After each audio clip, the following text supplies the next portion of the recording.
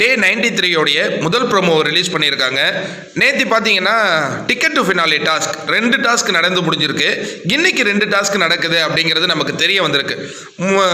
நேற்று என்ன 2 டாஸ்க் முடிஞ்சிருச்சு இல்லையா? 3வது டாஸ்க்கு என்ன நடந்ததுன்னு தெரியல. பட் 4வது டாஸ்க் வந்து அந்தாச்சரி மாதிரி போல இருக்குங்க. பாட்டு பண்ணோம். இதுக்கு வந்து நடுவராக நியமிக்கிறாரா என்னன்னு தெரியல. ரியோவை கன்ஃபெஷன் ரூமுக்கு கூப்பிடுறாரு. என்ன பிக் பாஸ் இப்போலாம் வாய்ஸ் மேட்ச்லாம் பேசுகிறாரு.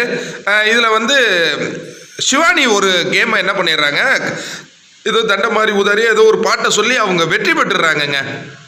இப்போ இது வந்து 4வது டாஸ்க்கு. இப்போ அதே இதில் இன்னொரு முறை வந்து நடுவில் ஒரு பஸர் இருக்கு இல்லையா, அதை வந்து டச் பண்ணணும். யார் முதல்ல டச் பண்ணுறாங்களோ அவங்க தான் வெற்றியாளர்கள் போல இருக்கு.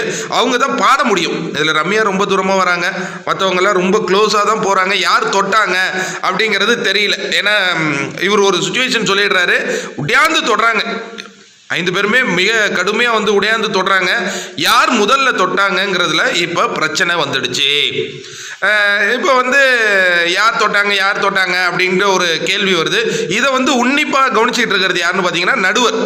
யார் ரியோ வந்து நடுவராக போட்டார் போல பிக் பாஸ். அப்போ அவர் பாயிண்ட்ஸ் கிடையாதா இந்த கேமில்? எது என்னன்னு தெரியலையே.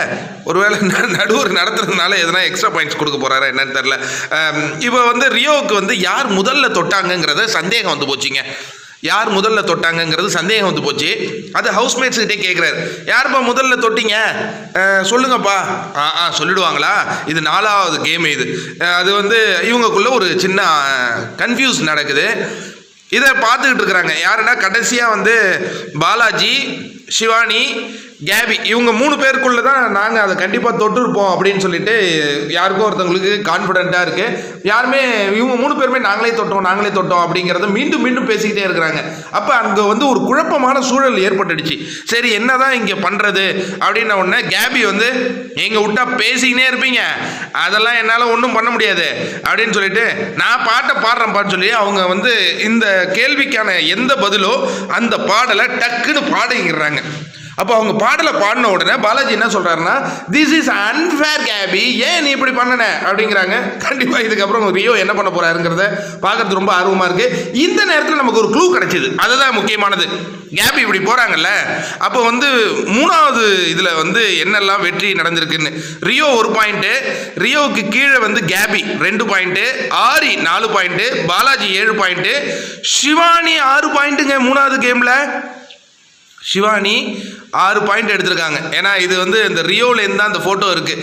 அப்போ மேற்கொண்டு யார், ரம்யா அண்ட் சோமு, அவங்க மேபி வந்து ஒருத்தவங்க 3 பாயிண்ட்டு, ஒருத்தவங்க 5 பாயிண்ட் எடுத்திருக்காங்க. அது யார் 3 பாயிண்ட் யார் 5 பாயிண்ட்டுங்கிறது நமக்கு தெரியல. இந்த மாதிரி ரொம்ப டஃப்பான ஒரு சுச்சுவேஷனில் கேம் மூவ் ஆகிட்டுருக்கு அப்படிங்கிறது மட்டும் தெரியுது.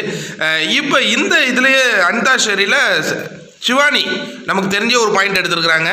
ரொம்ப டஃப் ஆகிட்டு இருக்குங்க கேமு. டிக்கெட் டு ஃபினாலே யார் வெற்றி பெறுவா? உங்களுடைய கருத்து என்ன? கமெண்ட்ல சொல்லுங்க.